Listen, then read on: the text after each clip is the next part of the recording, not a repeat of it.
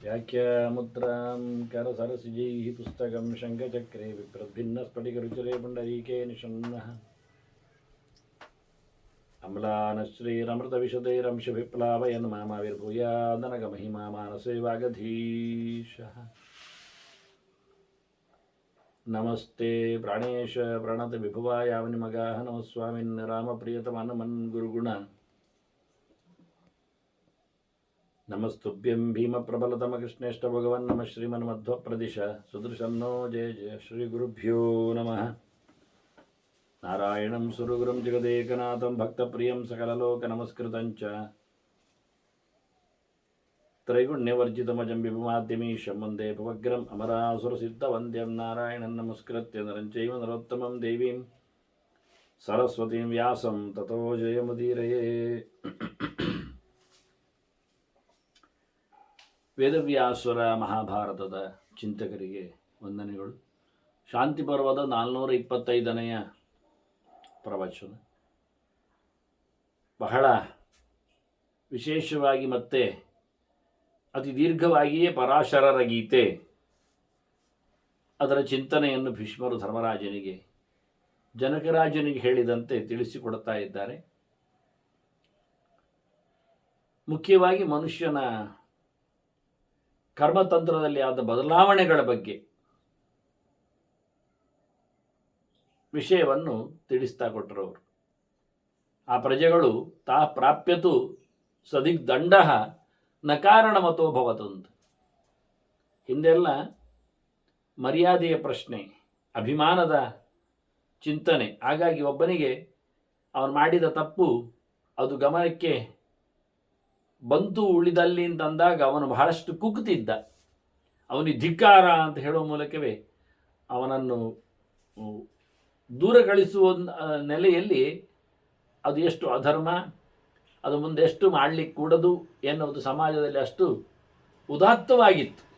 ಮನುಷ್ಯನಿಗೆ ತಾನು ಮಾಡುವ ತಪ್ಪನ್ನು ಎತ್ತಿ ತೋರಿಸಿ ಅದನ್ನು 10 ಜನರ ಎದುರಲ್ಲಿ ಅದು ಸರಿಯಿಲ್ಲ ಅಂದಾಗಲೇ ಅವನಿಗೆ ಬೇಕಾದಷ್ಟು ಶಿಕ್ಷೆ ಆಗ್ತಿತ್ತು.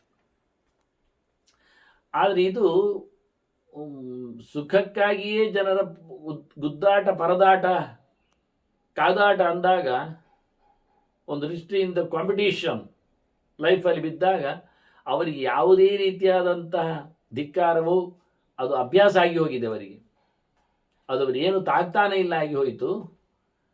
ಹೀಗಾಗಿ ತಥೋಭ್ಯಗಚ್ಚನ ದೇವಾಂಶ್ಚ ಬ್ರಾಹ್ಮಣಾಂಶ್ಚ ಅವಮಾನ್ಯಶ್ಚ. ಅವರು ತಿಳಿದವರನ್ನೇ ರೇಗಿಸಿದ್ರು, ಅವರನ್ನೇ ಮೆಟ್ಟಿ ನಿಂತರು. ತಿಳಿದವರು ಯಾರನ್ನು ತಿಳ್ಕೊಂಡಿದ್ರೋ ಅಂಥವರ ಮೇಲೂ ಅವರದ್ದು ಕಾರ್ಬಾರ್ ನಡೆಯಿತು. ಅಂದರೆ ದೇವಬ್ರಾಹ್ಮಣ ಹಿತಾಯ ಚ ಅಂದಿದ್ದದ್ದು ಹೋಗಿ ದೇವಬ್ರಾಹ್ಮಣ ಅಹಿತಾಯ ಚ ಆಯಿತು. ಗೊತ್ತು ಮನುಷ್ಯನಿಗೆ, ಒಳ್ಳೆಯ ಸಜ್ಜನ, ಶಾಸ್ತ್ರವನ್ನು ಅರಿತವ, ಧರ್ಮವನ್ನು ಮೆಚ್ಚುವವ, ಆಚರಣೆ ತಂದವ, ಅವನನ್ನು ಎಲ್ಲಿ ಬಡಿಬೇಕೆಂದವರಿಗೆ ಗೊತ್ತಿದೆ. ಅವನಿಗೆ ಘಾಸಿ ಮಾಡುವುದಕ್ಕಿಂತ ಹೆಚ್ಚು ಅವನ ಆಚರಣೆಗೆ ವಿರೋಧ ಮಾಡಿದಾಗ,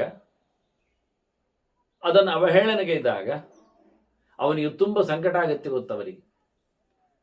ಹೀಗಾಗಿ ಬಹಳ ವಿಚಿತ್ರವಾಗಿ ದೇವತೆಗಳ ಮೇಲೆ, ಅಂದರೆ ಧರ್ಮದ ಮೇಲೆ, ಆಸ್ತಿಕತೆಯ ಮೇಲೆ, ರಿಚುವಲ್ಸ್ಗಳ ಆಚರಣೆಗಳ ಮೇಲೆ ಅವರು ಉಪಟಳವನ್ನು ಕೊಟ್ಟರು. ಅದರಿಂದ ನಡೆಸಿಕೊಡುವವರಿಗೆ ಘಾಸಿ ಆಯಿತು. ಬಹಳ ವಿಚಿತ್ರ ಆಯ್ತದು. ಈಗ ಲೋಕದಲ್ಲಿ ವ್ಯಾಪಾರ ವ್ಯವಹಾರ ಸುಮ್ಮನೆ, ನಮ್ಮ ದೇಶ ಒಂದು ದೃಷ್ಟಿಯಿಂದ ಅಧ್ಯಾತ್ಮದ ತವರು, ಬಹಳಷ್ಟು ಬಗೆಯ ಚಿಂತನೆಗಳ ಕೇಂದ್ರ. ಆದರೆ ಏನೊಂದು ನಡೀತದೆ ಖಗೋಳದಲ್ಲಿ ವಿಸ್ಮಯ, ಗ್ರಹಣ, ಅದನ್ನೊಂದು ಧರ್ಮದ ಪ್ರವೃತ್ತಿಯನ್ನಾಗಿಸಿಕೊಂಡಾಗ ಎಷ್ಟು ಜನ ಅದನ್ನು ನಡೆಸಿಕೊಡುತ್ತಾರೆ. ಯಾಕೆಂದರೆ ಎಲ್ಲರೂ ಒಂದು ದೃಷ್ಟಿಯಿಂದ ಗ್ರಹಗಳ ಗತಿಯ ಮೇಲೆ, ಜ್ಯೋತಿಷ್ಯದ ಮೇಲೆ, ಅವರ ಜಾತಕದ ಮೇಲೆ ಎಲ್ಲ ಅನುರಾಗಿಗಳೇ. ದೇವರು ಧರ್ಮ ಒಪ್ಪಿಕೊಳ್ಳದಿದ್ದರೂ ಒಂದು ರೀತಿಯಿಂದ ಸಿಚುವೇಶನ್ಸ್ಗಳ ಬಗ್ಗೆ ಗ್ರಹಚಾರ ಅಂತ ಹೇಳುವ ಮೂಲಕ ನೋಡಿಕೊಳ್ಳುತ್ತಾರೆ. ಅದು ಅದ್ಭುತವಾಗಿ ಎಲ್ಲ ಕಡೆಯಲ್ಲಿ ಹಂಚಿದೆ, ಹರಡಿದೆ. ಅನೇಕ ರೀತಿಯಿಂದ ಟ್ಯಾರೋ ಕಾರ್ಡ್ಸ್ಗಳಾಗಲಿ, ಈಚಿಂಗ್ ಆಗಲಿ, ಅಥವಾ ಇನ್ನಿತರ ಮಾಧ್ಯಮಗಳಾಗಲಿ ಈ ಫಾರ್ಚ್ಯೂನ್ಗಳ ಬಗ್ಗೆ, ಭವಿಷ್ಯದ ಬಗ್ಗೆ ಮಾತಾಡುವಲ್ಲಿ ಅನೇಕ ದೇಶಗಳು ಅದನ್ನು ನೆಲೆಗೊಂಡಿವೆ. ಹಾಗಾಗಿ ಆಗತಕ್ಕಂಥ ಪ್ಲಾನೆಟೋರಿಯಂನಲ್ಲಿನ ಹೆಚ್ಚು ಕಡಿಮೆಗಳನ್ನು, ಮನುಷ್ಯನ ಮೇಲಿನ ಪ್ರಭಾವವನ್ನು ಎರಡೂ ಒಪ್ಪಿದ್ದಾರೆ, ನೋಡಿದ್ದಾರೆ. ಆದರೂ ಗ್ರಹಣದ ಕಾಲದಲ್ಲಿ ಇಡೀ ಜಗತ್ತು ನಿಲ್ಲುವುದಿಲ್ಲ, ಆಗುವ ತೊಂದರೆಗಳನ್ನು ಸ್ವಾಗತಿಸ್ತದೆ, ಆಗ್ತಾನೇ ಇರ್ತದೆ. ಅದರ ಎಫೆಕ್ಟು, ಇದರ ಹೆಚ್ಚು ಕಡಿಮೆ ಎಲ್ಲ ಗೊತ್ತಿದ್ರೂ ಜನ ಅದನ್ನು ಸ್ವಾಗತಿಸ್ತಾರೆ. ಹೇಗೋ ಹಾಗೆ ಧರ್ಮದ ಮೇಲೆ ಆಘಾತಗಳು ಬಿದ್ದಾಗ ಈಗ ಸಾರ್ವಜನಿಕವಾಗಿ, ದೈಶಿಕವಾಗಿ ಗಣೇಶೋತ್ಸವ ಅದನ್ನು ನಡೆಸಿದ್ದಾರೆ. ಅದರ ಉದ್ದೇಶದಿಂದ ಬೇರಿತ್ತು. ಆದರೆ ಅದರ ಬಗ್ಗೆ ಈಗ ಆದಷ್ಟು ಅಪಸ್ವರಗಳು, ಅನ್ಯಾಯಗಳು, ಗಲಾಟೆಗಳು ಆದಾಗ ಆ ಮನುಷ್ಯನಲ್ಲಿ ಇರತಕ್ಕಂಥ ಏನೊಂದು ಧಾರ್ಮಿಕ ಸ್ಪಿರಿಟ್ ಇದೆ, ಅದರ ಮೇಲೆ ಅವರು ಹೊಡೆತವನ್ನು, ಅಷ್ಟೇ ಅಲ್ಲದೆ ಅದರ ಮೇಲಿನ ದೌರ್ಜನ್ಯದೊಂದಿಗೆ ಅವರ ಮೇಲಿನ ಹಿಡಿತವನ್ನು ಸಾಧಿಸಲಿಕ್ಕೆ ನೋಡ್ತಾರೆ. ಹಾಗೆ ಆಸುರವಾದ ಧರ್ಮಗಳು ಹೀಗೆ ಮಾಡಿಕೊಂಡವು. ದೇವರನ್ನು ತಪ್ಪಾಗಿ ಪ್ರತಿಬಿಂಬಿಸುವುದು, ಅದನ್ನು ನಡೆಸಿಕೊಟ್ಟವರನ್ನು ಹೀಯಾಳಿಸುವುದು, ಅದನ್ನು ಸಾರ್ವತ್ರಿಕವಾಗಿ, ಸಾರ್ವಜನಿಕವಾಗಿ ಅದಕ್ಕೆ ಸ್ಥಾನಮಾನ ಇಲ್ಲದಂತೆ ಮಾಡುವುದು. ಇತ್ತೀಚೆಗೆ ಯಾವುದೋ ಒಂದು ಬಗೆಯ ಇಂಟರ್ವ್ಯೂನಲ್ಲಿ ಅವನ ಉಪವೀತವನ್ನೇ ಕತ್ತರಿಸುವಂತೆ, ತೆಗೆದಿಟ್ಟು ಬರುವಂತೆ, ತಿಲಕವನ್ನು ಅಳಿಸುವಂತೆ, ಇನ್ನೇನು ಕೆಲವರೆಲ್ಲ ಕೈಗೆ ಕಟ್ಟಿಕೊಂಡಿರ್ತಾರೆ, ಕುತ್ತಿಗೆಗೆ ದಾರ ಹಾಕ್ಕೊಂಡಿರ್ತಾರೆ, ಅದನ್ನೆಲ್ಲ ಕಳಚಿ ಬರುವಂತೆಲ್ಲ ಹೇಳಿಕೊಂಡ್ರು. ಹೌದು, ಕೆಲವರು ಕೈಯಲ್ಲಿ, ಮೈಯಲ್ಲಿ ಎಲ್ಲ ಕ್ರಾಸ್ ಚಿಹ್ನೆಯನ್ನು ಹಾಕೊಳ್ತಿರ್ತಾರಲ್ಲ, ಅಳಿಸಿ ಬರಬೇಕಲ್ಲ. ಮತ್ತೆ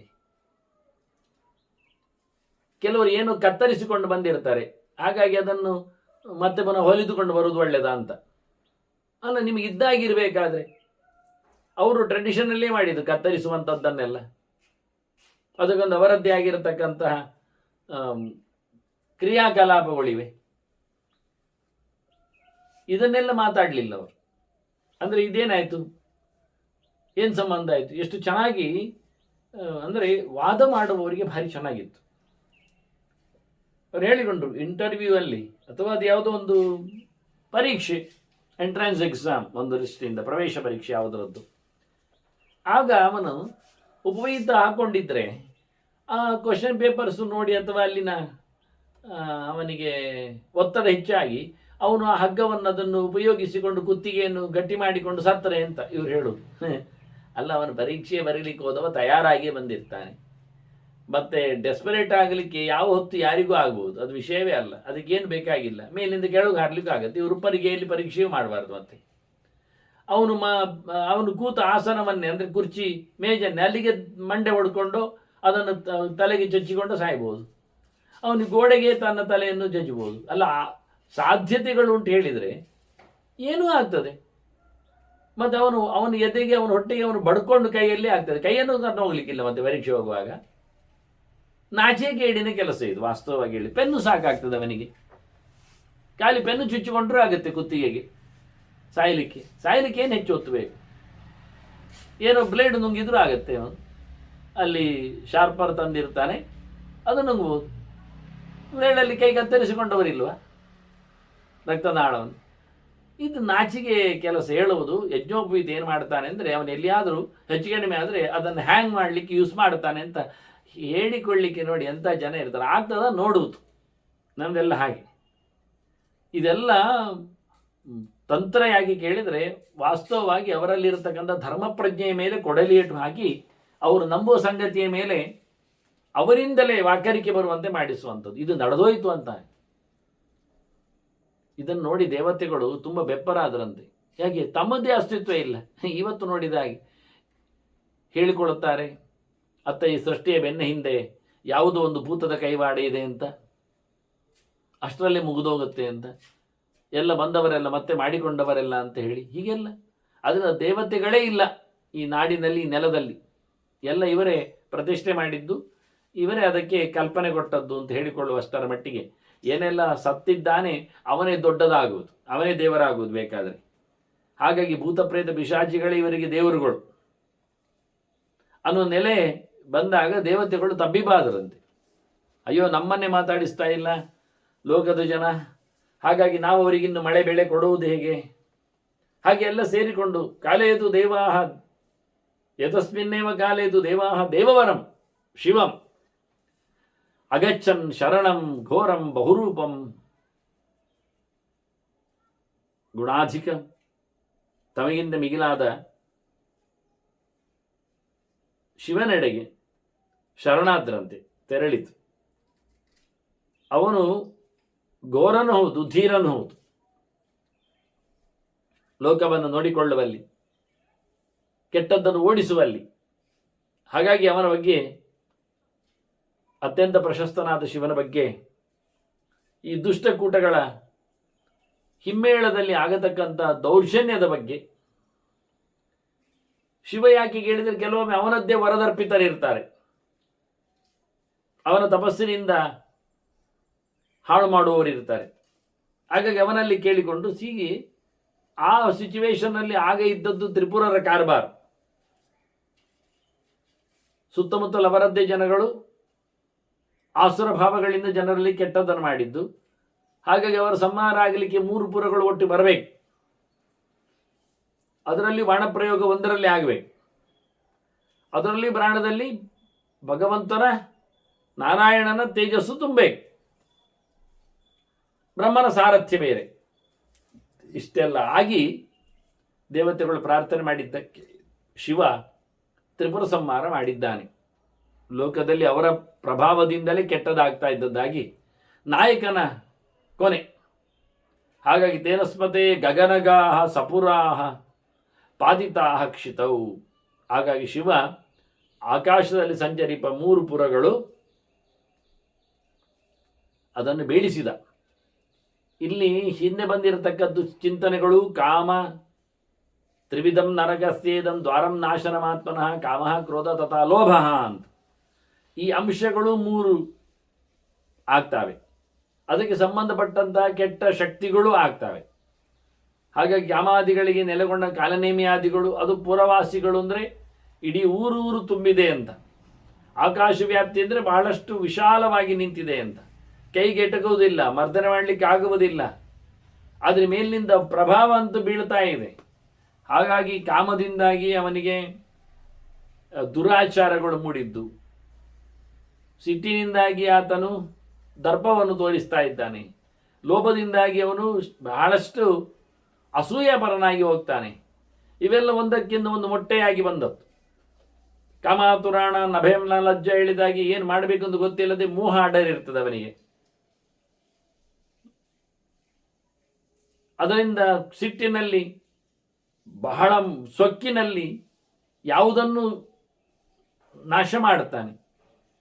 ಲೋಭದಿಂದ ಮತ್ತೊಬ್ಬರಲ್ಲಿ ಏನು ಇಲ್ಲದೆ ಇರಬೇಕು ಅನ್ನತಕ್ಕಂಥ ಹಠಮಾರಿತನದಿಂದ ಕಡು ಮತ್ಸರಿಯಾಗಿ ಹೋಗ್ತಾನೆ. ಈಗ ಇಂಥದ್ದನ್ನೆಲ್ಲ ಮೇಲೋಟದಲ್ಲಿ ಓಡುತ್ತಿರತಕ್ಕಂಥ ಶಕ್ತಿಗಳನ್ನು ದಮನ ಮಾಡಲಿಕ್ಕೆ ತ್ರಿಧಾಪ್ಯೇಕೇನ ಬಾಣೇನ ಈ 3 ಪ್ರಕಾರದಲ್ಲಿ ಕೂತಿದೆ. ಅದು ಬಂಗಾರದ, ಬೆಳ್ಳಿಯ, ಕಬ್ಬಿಣದ ಬೆಟ್ಟ. ಸತ್ವ ರಜಸ್ಸು ತಮಸ್ಸಿನ ಮೂಟೆ ಇದ್ದಾಗೆ ಒಂದು ದೃಷ್ಟಿಯಿಂದ. ಅದು ಶುದ್ಧವಾಗಿ ಅಲ್ಲ, ಮುಖವಾಡಗಳಲ್ಲಿ ಮಾತ್ರ ಅದು ಕೆಲವೊಮ್ಮೆ. ಇದನ್ನು ಒಂದು ಬಾಣದಿಂದ ದೇವಾಪ್ಯಾಯಿತ ತೇಜಸ್ಸ, ದೇವ ಅಂದರೆ ಭಗವಂತ ಗೊತ್ತು ನಮಗೆ, ನಾರಾಯಣನ ವಿಶೇಷವಾದಂಥ ಸಾಮರ್ಥ್ಯದಿಂದ ಸಂಹಾರ ಮಾಡಿದ. ಹೀಗೆ ಪ್ರಧಾನವೇ ಇಲ್ಲಾದಾಗ ತಸ್ಮಿನ್ ಹತೇತ ಸ್ವಂ ಭಾವಂ ಪ್ರತ್ಯಬದ್ಯಂತ ಮಾನವಾಹ. ಆಗ ಜನರು ತಮ್ಮ ಪಾಡಿಗೆ ತಾವು ತಮ್ಮತನವನ್ನು ಮತ್ತೆ ಬೆಳೆಸಿಕೊಳ್ಳಲಿಕ್ಕೆ ಸಮರ್ಥರಾದ. ಸಹಜವಾಗಿ ಮನುಷ್ಯರಲ್ಲಿ ಇಂತಹ ದೌರ್ಜನ್ಯಗಳಿಲ್ಲ. ಆದರೆ ಪ್ರಭಾವದಿಂದ ಏನು ಬೇಕಾದ್ರೂ ಮಾಡ್ತಾರೆ. ಆಸುರ ಪ್ರಭಾವ ಸೇರಿಕೊಂಡ್ರೆ ಪಕ್ಕಾ ರಾಕ್ಷಸರಂತೆ ಆಗಿ ಹೋಗ್ತಾರೆ ದಾನವರು. ಮಾನವರು. ಆದ್ದರಿಂದ ಮಾನವರು ನೋಡಿ ಒಂದು ಅಕ್ಷರ ಚೇಂಜ್, ದಾನವರು ಅಷ್ಟೆ ಆಗಿ ಹೋಗ್ತಾರೆ. ಹೀಗಾಗಿ ಇವತ್ತು ಆ ತ್ರಿಪುರನ ಸಂಹಾರದಿಂದಾಗಿ ಅವರಿಗೆ ಹೊರಗಿನಿಂದ ಯಾವುದೇ ರೀತಿಯಾದಂತಹ ಪ್ರಭಾವ ಇಲ್ಲದಾಗಿ ಸ್ವಭಾವ ಅರಳಲಿಕ್ಕೆ ಶುರುವಾಯಿತು. ಪ್ರಾವರ್ತಂತ ಚ ವೈವೇದ ಶಾಸ್ತ್ರಾಣಿ ಚ ಯಥಾ ಪುರ. ಹಿಂದಿನ ಹಾಗೆ ಅಧ್ಯಯನ ಶುರುವಾಯಿತು, ವೇದಗಳು ಬೆಳೆದವು, ಶಾಸ್ತ್ರಗಳು ನೆಲೆಗೊಂಡವು, ತತ್ಪ್ರಕಾರವಾಗಿ ಕರ್ಮಾನುಷ್ಠಾನಗಳಿಗೆ ಅವಕಾಶ ಬಂತು. ಇವತ್ತು ನೋಡಿ ಎಷ್ಟು ವೇದಗಳು ಶಾಸ್ತ್ರಗಳು ಇವೆ, ಇಂಪ್ಲಿಮೆಂಟ್ ಆಗ್ತಾ ಇಲ್ಲ, ಅದರಾಗಿ ನಡೆಯುವುದಿಲ್ಲ, ಅದರಂತೆ ನಡೆಯುವುದಿಲ್ಲ, ಅದನ್ನೇ ತಿರುಚಲಾಗುವುದು, ಕೆಲವೊಮ್ಮೆ ಅದಕ್ಕೆ ಅಪಚಾರ ಮಾಡಲಾಗ್ತದೆ, ಅದನ್ನೇ ಇಟ್ಟುಕೊಂಡು ಅನರ್ಥವಾದಂಥ ಅರ್ಥಗಳನ್ನು ಕೊಟ್ಟು ಅದನ್ನು ಒಂದಕ್ಕೊಂದು ಹೊಡೆಯುವಂತೆ ಮಾಡಿ ಗೇಲಿ ಮಾಡಲಿಕ್ಕೆ ಉಪಯೋಗಿಸ್ತಾರೆ. ಹಾಗಾಗಿ ಇಲ್ಲಿ ಮತ್ತೆ ಪುನಃ ಸಂಹಾರದ ಬಳಿಕ ಶಿವನ ಪ್ರವೇಶದಿಂದಾಗಿ ಶಾಸ್ತ್ರಗಳು ಮತ್ತೆ ತೆರೆದುಕೊಂಡವು ಮನುಷ್ಯರಲ್ಲಿ ಅಂತಾರೆ. ಇದು ಹೋಗ್ತಾ ಇತ್ತ ಕೇಳಿದರೆ ಹೋಗ್ತಾ ಇರಲಿಲ್ಲ, ಅದೊಂದು ವಿಚಿತ್ರ ಆಯಿತು. ಸ್ವಲ್ಪ ಸಮಯ ಆಗ ನೋಡಿಕೊಳ್ಳಿಕ್ಕೆ ಒಂದು ವ್ಯವಸ್ಥೆ ಮಾಡಿದರು. ತಥೋಭಿಷಿಚ್ಯ ರಾಜ್ಯೇನ ದೇವಾನಾಂ ದಿವಿ ವಾಸವಂ. ಮತ್ತೆ ದೇವಲೋಕದಲ್ಲಿ ಇಂದ್ರನನ್ನು ಗಟ್ಟಿ ಮಾಡಿದರು, ಯಜ್ಞಯಾಗಗಳಿಗೆ ಫಲ ಕೊಡುವಂತೆ, ಮಳೆ ಸುರಿಸುವಂತೆ ಅಲ್ಲ. ಈ ಕೆಳಲೋಕದಲ್ಲಿ ಜ್ಞಾನ ಪ್ರಚಾರ ಮಾಡಲಿಕ್ಕೋಸ್ಕರ ವೇದಗಳು ಶಾಸ್ತ್ರಗಳು ಗಟ್ಟಿಯಾಗಲಿಕ್ಕೆ ಸಪ್ತರ್ಷಿಗಳೇ ಅವಕಾಶವನ್ನು ಪಡೆದು, ಸಪ್ತರ್ಷಿಶ್ಚ ಅಭ್ಯುಂಜನ್ ನರಾಣಂ ದಂಡಧಾರಣೆ, ಸ್ಮೃತಿಗಳ ಗ್ರಂಥಗಳು ಬರೆಯುವ ಮೂಲಕ, ಪ್ರಾಯಶ್ಚಿತ್ತ ಅಧ್ಯಾಯಗಳನ್ನು ಕೊಡುವ ಮೂಲಕ, ಸಂಸ್ಕಾರಗಳ ವಿಶೇಷಗಳನ್ನು ಟ್ರೇಸ್ ಮಾಡುವ ಮೂಲಕ, ನಿತ್ಯಾನುಷ್ಠಾನಗಳ ಬಗ್ಗೆ ಸಂಗ್ರಹ ಮಾಡುವ ಮೂಲಕ ಈ ಋಷಿಗಳೆಲ್ಲ ಭಾರಿ ಕೆಲಸ ಮಾಡಿದರು. ವಿಶ್ವಾಮಿತ್ರ ಆಗಲಿ, ಅತ್ರಿ ಆಗಲಿ, ವಶಿಷ್ಠ ಆಗಲಿ, ಭರದ್ವಾಜ ಆಗಲಿ, ಗೌತಮ ಆಗಲಿ, ಇವರೆಲ್ಲರ ಸ್ಮೃತಿಗಳು, ಗ್ರಂಥಗಳು, ಯಾಜ್ಞವಲ್ಕ್ಯ ಆಗಲಿ, ಇವರೆಲ್ಲ ಗಟ್ಟಿ ಮಾಡಲಿಕ್ಕೆ ನಿಂತು. ಇದು ಪರಂಪರೆ ಸೇರಿ, ಕೇವಲ 7 ಋಷಿಗಳು ಮಾತ್ರ ಅಲ್ಲ, 7 ಋಷಿಗಳ ಗೋತ್ರದವರು ಸೇರಿಕೊಂಡಿದ್ದಾರೆ, ಪರಂಪರೆಯವರು ಬಂದಿದ್ದಾರೆ. ಹಾಗಾಗಿ ಆಂಗಿರಸ ಸ್ಮೃತಿ ಇದೆ, ಭಾರದ್ವಾಜ ಸ್ಮೃತಿ ಬೇರೆ ಇದೆ, ಒಬ್ಬರದ್ದಾಗಿದ್ದರೂ ಒಂದೇ ಪ್ರಕಾರಗಳದ್ದಾದರೂ, ಹಾರೀತ ಸ್ಮೃತಿ, ವೃದ್ಧ ಹಾರೀತ ಸ್ಮೃತಿ, ಲಘು ಹಾರೀತ ಸ್ಮೃತಿ ಅಂತ ಹೀಗೆ ಅನೇಕ ಪ್ರಕಾರಗಳಲ್ಲಿ ಈ ಋಷಿಗಳು ಮನುಷ್ಯ ಲೋಕದಲ್ಲಿ ಸಿದ್ಧಾಂತವನ್ನು ನೆಲೆಗೊಳಿಸುವಲ್ಲಿ, ಶಿಕ್ಷಿತರಾಗಿ ಶಿಕ್ಷಣವನ್ನು ಕೊಡುವ ಮೂಲಕ ಶಿಕ್ಷೆಯನ್ನು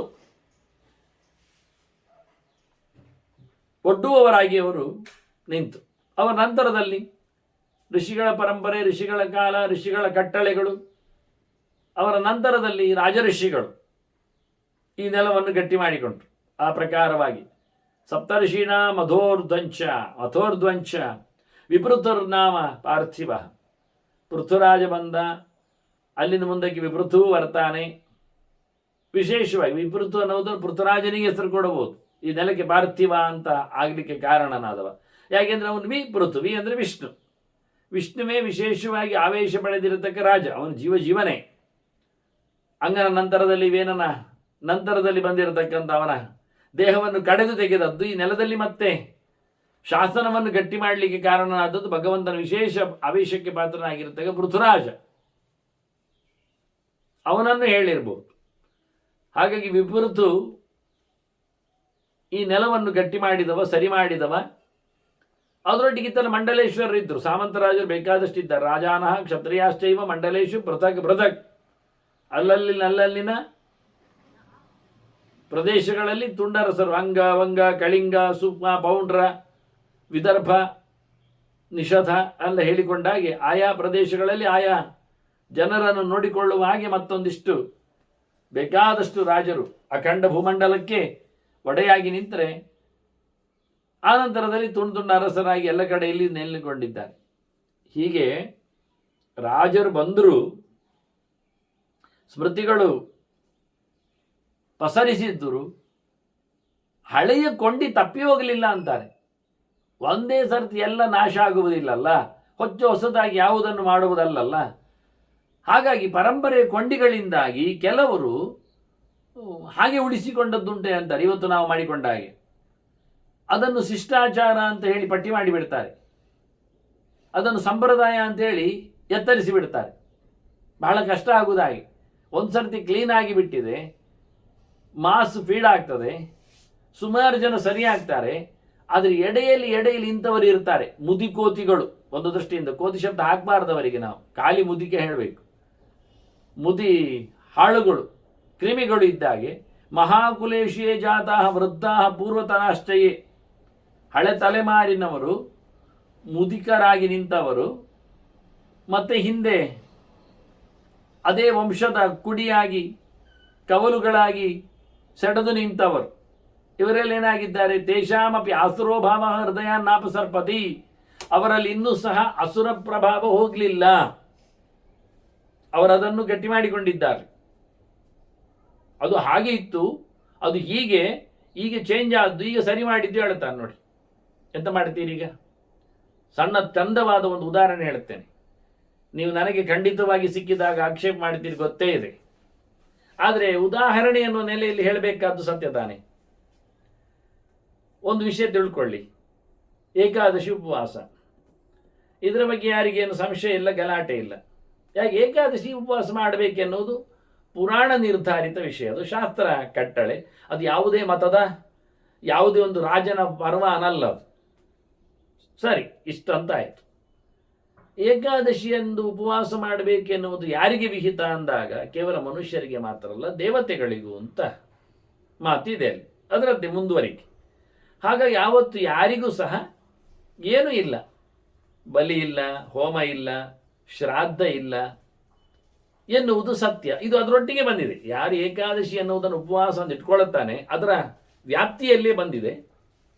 ಇದಾಗಲೇ ಯೋಗೀಂದ್ರ ಉಳಿ ಅವರು ಏಕಾದಶಿಯ ಬಗ್ಗೆ ಒಂದು PhD ಪ್ರಬಂಧ ತಯಾರು ಮಾಡಿಕೊಟ್ಟಿದ್ದಾರೆ. ಒಂದು ಸಣ್ಣ ಪುಸ್ತಕವನ್ನು ಸಹ, ಹೊತ್ತಗೆಯನ್ನು ಸಹ ಈ ಪಕ್ಕದ ಏಕಾದಶಿಯಲ್ಲಿ ಅದನ್ನು ಬಿಡುಗಡೆಯಲ್ಲಿ ತಂದಿದ್ದಾರೆ. ಹಾಗಾಗಿ ನೀವು ಗಮನಿಸಬಹುದು ಲಿಂಕ್ ಹೇಗಿರುತ್ತದೆ ಅಂತ. ಏಕಾದಶಿ ಅಂದಾಗ ಅದು ಸ್ವರೂಪತಃ ಲೋಕದಲ್ಲಿ ಇದ್ದ ಬಗೆ ಹೇಗೆ ಕೇಳಿದರೆ ಹೀಗೆ, ಯಾರು ಏನು ತಿನ್ನುವುದೂ ಇಲ್ಲ, ಅಷ್ಟವರ್ಷ ಅಧಿಕೋಯಸ್ತು ಅಶೀತಿರಿ ಅಧಿಪೂರ್ಯತೆ ಅಂತ ಹೇಳ್ತಾ 8ರ ನಂತರದಲ್ಲಿ 80ರವರೆಗಿನವನಿಗೆ ಉಪವಾಸ ಮಾಡಲಿಕ್ಕೆ ಉಂಟು ಅನ್ನುವುದು. ಈ ದಿನಮಾನದ ಬಗ್ಗೆ, ಗಣಿತದ ಬಗ್ಗೆ ನಾನು ಮಾತಾಡ್ತಾ ಇಲ್ಲ, ಪಂಚಾಂಗದ ಬಗ್ಗೆ ಮಾತಾಡೋದಲ್ಲ. ನಾನು ಟೋಟಲಿ ಆಹಾರ ವರ್ಜ್ಯ ಇದರ ಬಗ್ಗೆ ಹೇಳ್ತಾ ಇದ್ದೇನೆ.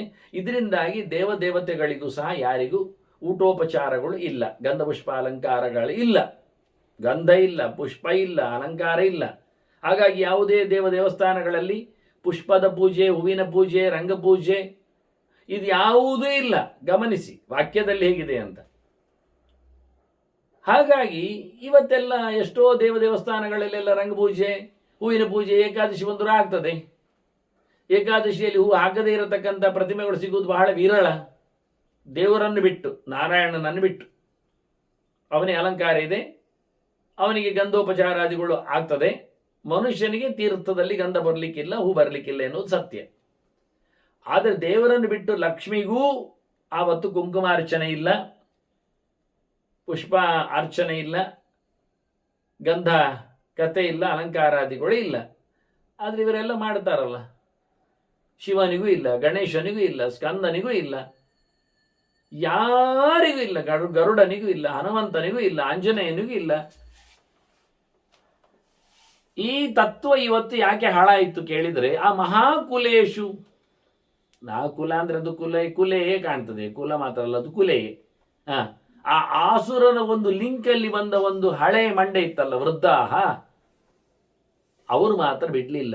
ಏನ್ ಮಾಡಿದ್ರು ಅವರು ಇದನ್ನು ಇಂಪ್ಲಿಮೆಂಟ್ ಮಾಡಲಿ ಬಿಡ್ತಾನೆ ಇಲ್ಲ. ಅದೆಲ್ಲ ಎಂತ, ಅದೆಲ್ಲ ಏಕಾದಶಿ ಸಮರ್ಪಣೆ ಮಾಡಲಿಕ್ಕಿಲ್ಲ. ಎಲ್ಲಿವರೆಗೆ ಹೇಳಿದ್ರೆ ಉಡುಪಿಯ ಕೃಷ್ಣ ಮಠದಲ್ಲಿಯೂ ಏಕಾದಶಿ ಅಂದು ಕೃಷ್ಣನಿಗದು ಬೇಕಾದಷ್ಟು ಭಕ್ಷ್ಯಭೋಜ್ಯಗಳ ತಯಾರಿ ಆಗ್ತದೆ. ಎಂತ ಮಾಡೋದು? ತಿನ್ನೋರಿಲ್ಲ, ತಿನ್ನುವರಿಗೆ ಕೊಡಬಹುದು ಅಂತ ಆಗಿಬಿಟ್ಟಿದೆ. ತಿನ್ಲಿಕ್ಕಿಲ್ಲಲ್ಲ. ಬ್ರಾಹ್ಮಣ, ಕ್ಷತ್ರಿಯೋ, ವೈಶ್ಯ, ಶೂದ್ರೋ ವಾಪಿ ಅಂತ ಹೇಳಿಕೊಂಡು ಎಲ್ಲರಿಗೂ ಏಕಾದಶಿ ಮಾಡಲಿಕ್ಕೆ ಉಂಟಲ್ಲ. ಅದೇ ಹೇಳಿದರೆ ಏಕಾದಶಿಯನ್ನು ಎಲ್ಲಿ ಇಂಪ್ಲಿಮೆಂಟ್ ಮಾಡಿದ್ದಾರೆ ಅಲ್ಲಿ ಎಲ್ಲ ಬೈಲದಲ್ಲಿ ಇದ್ದಾಗೆ ನಿಯಮಗಳು ಬಂದಿವೆ. ಎಂಥದ್ದು ವಿಷಯ ಅಂತ, ಏನದು ಉಪವಾಸ ಅಂದರೆ ಅಂತ. ಹಾಗಾಗಿ ಯಾರೂ ತಿನ್ನಲಿಕ್ಕಿದ್ದಾಗ ಕೊಟ್ಟವನಿಗೂ ಪಾಪವೇ, ಇಸ್ಕೊಂಡವನಿಗೂ ಪಾಪವೇ. ಮತ್ತೆ ಮಾಡೋದು ಏಕೆ? ಹಣ್ಣು ಹಂಪಲುಗಳನ್ನಿಟ್ಟು ಮರುದಿನ ಉಪಯೋಗಿಸ್ಬೋದಲ್ಲ ಚೆಂದಾಗಿ. ಯಾಕೆ ಇತ್ತು ಬದಲಾಗಲಿಲ್ಲ? ಇಷ್ಟು ಗೊತ್ತಿದ್ದು ಯಾಕೆ ಮಾಡುವುದಿಲ್ಲ? ಕೆಲವು ಹೇಳುವುದು ಅದು ಸ್ವಯಂ ವ್ಯಕ್ತ, ಎಂಥದ್ದೇ ಆಗಲಿ ಸ್ವಯಂ ವ್ಯಕ್ತಕ್ಕೆಲ್ಲ ಸಂಬಂಧ ಇಲ್ಲ ಹೇಳಿದರೆ ತಿನ್ನುವುದು ಯಾರು ಪ್ರಶ್ನೆ ಅಲ್ವಾ? ಎಸೆಯುವುದೆಲ್ಲಿಗೆ ಕೇಳಬೇಕಲ್ಲ. ಈವನ್ ಪುರಿಯಲ್ಲಿ ಎಷ್ಟೋ ಕಡೆಯಲ್ಲೆಲ್ಲ ಆಗ್ತಾ ಇದೆ, ನೈವೇದ್ಯ ಆಗುವಾಗ ಸಮಸ್ಯೆ ಇದೆ, ಅವರಿಗೆ ಗೊತ್ತಿದೆ ಸಮಸ್ಯೆ, ಕತೆ ಏನು ಅಂತ. ಎಷ್ಟೋ ದೇವಾಲಯಗಳಲ್ಲಿ ಅನ್ನ ಪ್ರಸಾದ ಅಂತ ಹೇಳಿ ಮಧ್ಯಾಹ್ನ ಊಟದ ವ್ಯವಸ್ಥೆ ಆಗಿ ಹೋಗಿದೆ, ಬಂದವರಿಗೆ ಒಂದು ಅನುಕೂಲ ಅಂತ. ಆದರೆ ಏಕಾದಶಿ ಅಂದು ತಾವು ಕೊಡಲಿಕ್ಕಿಲ್ಲ, ಅವರು ತಿನ್ನಲಿಕ್ಕಿಲ್ಲ ಏನೋ ತತ್ವವನ್ನು ಇನ್ನೂ ಅವರು ಹಾಕ್ಕೊಳ್ಳಿಲ್ಲ ಚಂದವಾಗಿ. ಕೆಲವು ದೇವಾಲಯಗಳನ್ನು ಇಂಪ್ಲಿಮೆಂಟ್ ಮಾಡಿಕೊಂಡಿವೆ ತಮ್ಮಷ್ಟಕ್ಕೆ ತಾವೇ, ಆದರೆ ಅದು ಸಾರ್ವತ್ರಿಕವಾಗಿ ಇನ್ನೂ ಆಗಲಿಲ್ಲ, ಆಗಲಿಕ್ಕೆ ಆಗಿ ಬಿಡುವುದಿಲ್ಲ. ಅಂದರೆ ಇಂಥ ಕುಲೆಭೂತಗಳು ಬಿಡುವುದಿಲ್ಲ. ವೃದ್ಧಾಹ ಪೂರ್ವತರಾಹ, ಹಿಂದಿನ ತಲೆಮಾರುಗಳು ಮಂಡೆಗಳು ಕೊಂಡಿಗಳು ಆಸುರ ಭಾವವನ್ನು ಒಪ್ಪಿಕೊಂಡವರು ಇನ್ನೂ ತಿದ್ದಲಿಕ್ಕೆ ಬಿಡ್ತಾ ಇಲ್ಲ, ಸರಿ ಮಾಡಲಿಕ್ಕೆ ಹೋಗ್ತಾ ಇಲ್ಲ. ಅವರ ಹೃದಯದಿಂದ ಇನ್ನೂ ಚೆನ್ನಾಗಿ ಆಗಲಿಲ್ಲ, ಕ್ಲೀನ್ ಆಗಲಿಲ್ಲ ಅಂತ. ಅಂದರೆ ಇನ್ನು ಬಿಲ್ಟ್ ಯಾರು ಕೆಟ್ಟವರು ಇರ್ತಾರೆ ಅವರನ್ನು ನೀವು ಎಷ್ಟು ತಿದ್ದಿದ್ರು ಸರಿ ಆಗುವುದಿಲ್ಲ. ಕೆಟ್ಟ ಸ್ವಭಾವದವರು ಇನ್ನೊಬ್ಬರನ್ನು ಕೆಟ್ಟದ್ದು ಮಾಡಲಿಕ್ಕೇ ಬಂದವರು. ಇದನ್ನು ನೀವು ಯಾವತ್ತು ಬದಲಿಸ್ತೀರಿ, ಯಾವತ್ತು ಸರಿ ಮಾಡ್ತೀರಿ ನನಗೆ ಗೊತ್ತಿಲ್ಲ. ಆಗಬೇಕಾದ್ದು ಸತ್ಯ, ನಿರಂತರವಾಗಿ ಆಗಲೇಬೇಕಾದ ಶುದ್ಧವಾದ ಸಂಗತಿ. ಒಪ್ಪಿದವರಿಗಿದು ಏಕಾದಶಿಯೇ ಇಲ್ಲ ಹೇಳುವವರಿಗೆ ಸಂಬಂಧವೇ ಇಲ್ಲದ ವಿಷಯ. ಉಂಟು ಹೇಳುವವರಿಗೆ ಮಾತ್ರ. ರಾಮಾಯಣವೇ ನಾನು ಓದುವುದಿಲ್ಲ ಹೇಳಿದವನಿಗೆ ನಾವು ರಾಮನ ಸೀತೆಯ ಬಗ್ಗೆ ಪಾಠವೇ ಮಾಡುವುದಿಲ್ಲ. ರಾಮಾಯಣನ ಒಪ್ಪಿ ಅದು ಸೀತೆ, ಅದು ಅದು ಹಾಗೆ ಅದು ರಾವಣನ ಮಗಳು ಹಾಗೆಲ್ಲ ಹೇಳಿಕೊಂಡು ಶುರು ಮಾಡಿದರೆ ಕಷ್ಟ ಆಗುತ್ತೆ. ಅದರಿಂದ ಶುದ್ಧವಾದ ರಾಮಾಯಣವನ್ನು ಓದಿಕೊಳ್ಳಲಿಕ್ಕೆ ಹೇಳಬೇಕಾಗತ್ತೆ. ಉಳಿದ ಕವಲುಗಳ ವ್ಯಾಖ್ಯಾನಗಳ ಬಗ್ಗೆ ಹೋಗಬೇಡಿ ಅಂತ ಹೇಳಲಿಕ್ಕೆ ತಿಳಿಸಬೇಕಾಗತ್ತೆ. ನಾವು ಬರೆದದ್ದಲ್ಲ, ಅವನು ಬರೆದದ್ದು ಎನ್ನುವ ಲೆಕ್ಕವನ್ನು ಕೊಡಬೇಕಾಗತ್ತೆ. ಹಾಗೆ ಒಂದು ಕಡೆ ಒಪ್ಪಿಗೆಯನ್ನು ಕೊಟ್ಟ ಬಳಿಕ ಅದರ ಬಗ್ಗೆ ಪೂರ್ಣವಾದ ಕಥೆಯನ್ನು ಓದುವುದು ಒಳ್ಳೆಯದು. ಉಳಿದ ಪುಟಗಳನ್ನು ತಿರುವಿದಾಗ ಮೂಲ ಪುಟದಲ್ಲಿ ಬಂದ ವ್ಯಕ್ತಿಯ ಕಥೆ ಅರ್ಥ ಆಗ್ತದೆ. ನಾವು ಮೂಲ ಪುಟವನ್ನು ಮಾತ್ರ ಓದಿ ಉಳಿದ ಪುಟಗಳನ್ನು ತಿರುವದೇ ಇದ್ದಾಗ ನಮಗೆ ಇಷ್ಟ ಬಂದಂತೆ ಕಲ್ಪಿಸಿಕೊಂಡ್ರೆ ಅದು ಅನರ್ಥ ಆಗ್ತದೆ. ಹೀಗಾಗಿ ದುಷ್ಟರು ಮತ್ತೆ ಬಿಡಲಿಲ್ಲ, ಸರಿ ಮಾಡಿಕೊಳ್ಳಲಿಲ್ಲ. ಹಾಗಾಗಿ ನಾವು ಒಂದು ವಸ್ತುವನ್ನು ಆಯ್ಕೆ ಮಾಡಿಕೊಂಡಾಗ ಅದರ ಸುತ್ತಮುತ್ತಲಿನದ್ದು ಕಥೆಯನ್ನು ಅದಕ್ಕೆ ಮೆತ್ತಿಕೊಳ್ಳುವಂತೆ ನೋಡಿಕೊಳ್ಳುವುದು ಚಂದ. ನಮ್ಮದೇ ಊಹೆಗಳಿಂದ ಅದನ್ನು ಬೆಳೆಸುವುದು ತಪ್ಪು. ಅಥವಾ ಯಾರೋ ಹೇಳಿದ್ದನ್ನು ಕೇಳಿ ಅದಕ್ಕೆ ಒಪ್ಪಿಸಿಕೊಳ್ಳುವುದು ಇನ್ನಷ್ಟು ತಪ್ಪೆ. ಇದನ್ನು ಗಮನಿಸಿ ನಾವು ಕೆಲಸವನ್ನು ಮುಂದುವರಿಸುವುದು ಚಂದ. ಹೀಗೆ ರಾಕ್ಷಸರ ಉಪಟಳಗಳು ಮುಂದೆ ಹೋಗ್ತೀವೋ ಬಿದ್ದೋಗಲಿಲ್ಲ. ಆ ಹಳೆಯ ಕೊಂಡಿಗಳು ಹಾಗೆ ಇಳಿಲಿಕ್ಕೆ ಹೋಗಿ ಮತ್ತಷ್ಟು ರಾಡಿ ಎಬ್ಬಿಸಿದವು, ಮುಂದಿನವರನ್ನು ಇನ್ನಷ್ಟು ತಲೆಗೆಡಿಸಿದವು. ಇಲ್ಲಿ ಸರಿ ಮಾಡಿದ್ದೇ ಒಂದು, ಮೂಲ ನಾಯಕ ಹೋದ, ಆದರೆ ಉಪನಾಯಕರ ಉಪಟಳ ಅದು 10 ಕಡೆಯಲ್ಲಿ ಹೆಚ್ಚಾಯಿತು. ಹಾಗಾಗಿ ಮತ್ತವನ ಯಥಾ ಪ್ರಕಾರ ಶಾಸ್ತ್ರಗಳು ವೇದಗಳು ಹಾಳಾದವು, ಜಾರಿ ಹೋದವು, ತಪ್ಪಿ ಹೋದವು. ತಸ್ಮಾತ್ ತೇನೈವ ಭಾವೇನ ಸಾನುಷಂಗೇಣ ಪಾರ್ಥಿವಾಹ ಆಸುರಾನ್ಯೇವ ಕರ್ಮಾಣಿ ನ್ಯಸೇವನ್ ಭೀಮ ವಿಕ್ರಮ. ಇದರಿಂದ ಪ್ರಧಾನವಾಗಿ ರಾಜರ ಮೇಲೆ ಪ್ರಭಾವ ಬೀರಲಿಕ್ಕೆ ಹೋಗಿ ಅವರು ಕೆಟ್ಟ ಕೆಲಸವನ್ನೇ ಮಾಡಲಿಕ್ಕೆ ಶುರು ಮಾಡಿದರು. ಅದು ಬೇಗ ಮಾಡಲಿಕ್ಕೆ ಆಗ್ತದೆ.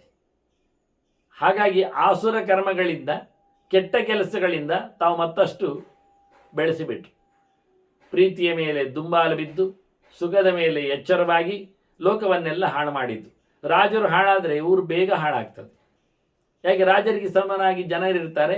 ರಾಜಾಜ್ಞೆಗಳನ್ನು ಜನರಲ್ಲಿ ಅದನ್ನು ಹೆರಿಂಗ್ ಮಾಡಿ ಅವರ ಮೇಲೆ ದೌರ್ಜನ್ಯವನ್ನು ನಡೆಸಿಕೊಡ್ತಾರೆ ಮುಂದಕ್ಕೆ. ಹಾಗಾಗಿ ಪ್ರತ್ಯತಿಷ್ಠಂಶ ತೇಷ್ವೇವ ಆನಂತರ ತಾನ್ಯೇವ ಸ್ಥಾಪೆಯಂತೆವಿ. ಅವರು ನಿಂತದ್ದು ತಪ್ಪಿನ ದಾರಿಯಲ್ಲಿಯೇ, ಅವರು ತೋರಿಸಿದ್ದು ತಪ್ಪು ದಾರಿಯನ್ನೇ. ಕೆಲವರು ತಾವಾದರೂ ಏನು ಬೇಕಾದ್ರೆ ಹಾಗಾಕೊಳ್ಳಿ. ಕೆಲವರು ಹೇಳ್ತಾರೆ ನಾನಂತೂ ಇಲ್ಲಿ ಬಿದ್ದಾಯಿತು, ನೀನಂತೂ ಇಲ್ಲಿ ಬರಬೇಡ ಹೋಗುವಂತಾರೆ. ಇವರು ಹಾಗೆ ಹೇಳಲಿಲ್ಲ. ತಾವು ನಿಂತದ್ದೇ ಸರಿ ಹೇಳಿಕೊಂಡು ಉಳಿದವರನ್ನು ಅಲ್ಲೇ ಹಾಕ್ಕೊಂಡ್ರು. ಉಳಿದವರಿಗೂ ಜಾಗ ಕೊಟ್ಟರು, ತಾವು ಜಾಗ ಮಾಡಿಕೊಂಡ್ರು, ಕೆಟ್ಟದ್ದನ್ನೇ ಆಯ್ಕೆ ಮಾಡಿಕೊಂಡ್ರು ಅಂತಾರೆ. ಭಜಂತೆ ಚಾಪಿ ತಾನಿ ಚ ಅದ್ಯಾಪಿ.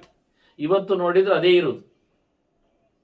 ಯಾವುದು ಸಮಯ ಇಲ್ಲದ್ದು, ಅವರಿಷ್ಟ ಬಂದದ್ದು. ನೋಡ್ಲಿಕ್ಕೆ ಹೋದರೆ ಬಾಲಿಶ ತರಾಹನರ ಅಂತಾರೆ, ಚೈಲ್ಡಿಶ್ ಅಂತಾರೆ, ಫೂಲಿಶ್ನೆಸ್ ಅಂತಾರೆ, ಬರೀ ಹುಚ್ಚುತನ, ಮಕ್ಕಳ ಆಟಿಕೆ ಅಂತಾರೆ. ಅರ್ಥ ಆದರೂ ಅರ್ಥ ಮಾಡಿಕೊಳ್ಳದ ಚೈತನ್ಯ ಉಳ್ಳವುದಾಗಲಿ ಮಕ್ಕಳು ಅಂತಾರೆ. ಅದನ್ನು ಮಕ್ಕಳಂತೆ ಇವರು ಆಗಿಬಿಟ್ರು. ಅತ್ಯಂತ ಹೇಸಿಗೆತನ ಆಯಿತು, ಬಾಲಿಶ ಆಯಿತು ಎಲ್ಲ ವ್ಯವಹಾರ ಇವರದ್ದು. ಶಾಸ್ತ್ರ ಇತ್ತು, ಕಟ್ಟಳೆ ಇದೆ, ವ್ಯವಸ್ಥೆ ತೋರಿಸಿದ್ರು ಅದನ್ನು ನಂಬ್ತಾ ಇಲ್ಲ ಜನ ಅಂದಾಗಷ್ಟೇ. ಅದನ್ನು ನಾನು ನಿನಗೆ ಹೇಳುತ್ತೇನೆ, ಜನಕರಾಜನ ಹೇಳ್ತಾನೆ, ರಾಜರು ಬೇಗ ಹಾಳಾಗ್ತಾರೆ ಅಂತ ಹೇಳಲಿಕ್ಕೋಸ್ಕರ ತಸ್ಮಾದಹಂ ಬ್ರವೀಮಿತ್ವಾಂ, ನಿನಗೆ ನನ್ನದು ಕಟ್ಟೆಚ್ಚರ.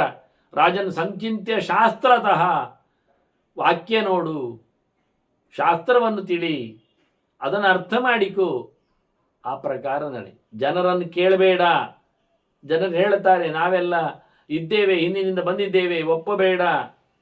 ಹಳೆತ್ತು ಅಂತ ಹೇಳಿದ ತಕ್ಷಣ, ನಾವು ಅಂತ ಹೇಳಿದ ತಕ್ಷಣ ಕೇಳಬೇಡ. ಡಾಕ್ಯುಮೆಂಟ್ ಕೇಳು, ಪ್ರತಿಯೊಬ್ಬರ ಹತ್ರ ಶಾಸ್ತ್ರವನ್ನು ಮಾತಾಡು. ಒಂದು ಶಾಸ್ತ್ರಕ್ಕೆ ಹೊಡೆಯುವುದಿಲ್ಲ ಯಾವಾಗಲೂ. ಅದರಲ್ಲಿ ಸಾವಕಾಶ ನಿರ್ವಕಾಶವನ್ನು ನೋಡಬೇಕಾಗ್ತದೆ. ಬಹಳ ಕಷ್ಟ ಇರ್ತದೆ ಅಂತಾನೆ. ಚೆನ್ನಾಗಿ ನೋಡಬೇಕಾ. 10 ಕಡೆ ಹೇಳಿದ್ದಕ್ಕೆ 1ರ ಕಡೆಯಲ್ಲಿ ವಿರೋಧ ಬಂದರೆ ಆ ಒಂದು ವಿರೋಧವನ್ನು ನಡೆಸುವುದಲ್ಲ, 10 ಎತ್ತಿ ಹಿಡಿಬೇಕು.